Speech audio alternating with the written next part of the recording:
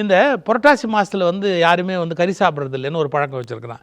அது என்ன அந்த மாதம் ஏதாவது அநியாயம் பண்ணிச்சா இல்லை ஏதாவது நியாயம் பண்ணிச்சாலும் புரட்டாசி மாதத்தில் எல்லாமே இணை சேரும், கரு உற்பத்தி ஆகும். புரட்டாசி மாதத்தில் புதிய ஜனனங்கள் உண்டாகும். காமமும் மழை பெஞ்சிருக்கும். மழை பெஞ்ச பிறகு எல்லா விலங்குக்கும் காமம் உண்டாகும். காமம் உண்டான உடனே இணை சேர்ந்து குட்டியை உண்டு பண்ணோம். அந்த காலகட்டத்தில் கொண்டுட்டா கொல்லக்கூடாது. அதுக்காக புரட்டாசி மாதத்தில் மாம்சமே தொடமாட்டாங்க. ஸோ இவைகள் எல்லாமே எப்படி வருது பாருங்கள். சமூகத்தில் சில பழக்க வழக்கங்கள் சில காரணங்களால் உண்டாகுது.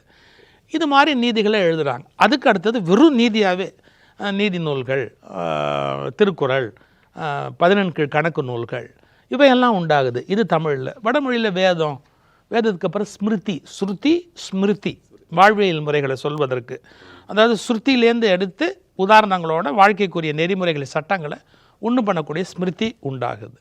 ஸோ மனிதனை நெறிப்படுத்துவதற்கான முயற்சி எல்லா மொழிகளிலும் எல்லா காலத்திலும் உண்டாகி கொண்டே இருக்கிறது.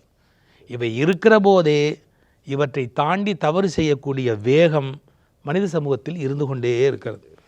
இவைகளை மீறுகிற ஆர்வம் மனிதனுக்கு இருந்து கொண்டே இருக்கிறது. இவைகளை இல்லாமல் ஆக்கக்கூடிய வலிமை மனிதனுடைய காமம், கோபம் போன்ற உணர்வுகளுக்கு இருக்குது. ஸோ ரெண்டுமே இருக்கும். நீதி சொல்கிறோன்னு சொல்லிக்கிட்டே இருப்பான், இப்போ கோர்ட்டும் இருக்கும், திருடனும் இருப்பான்.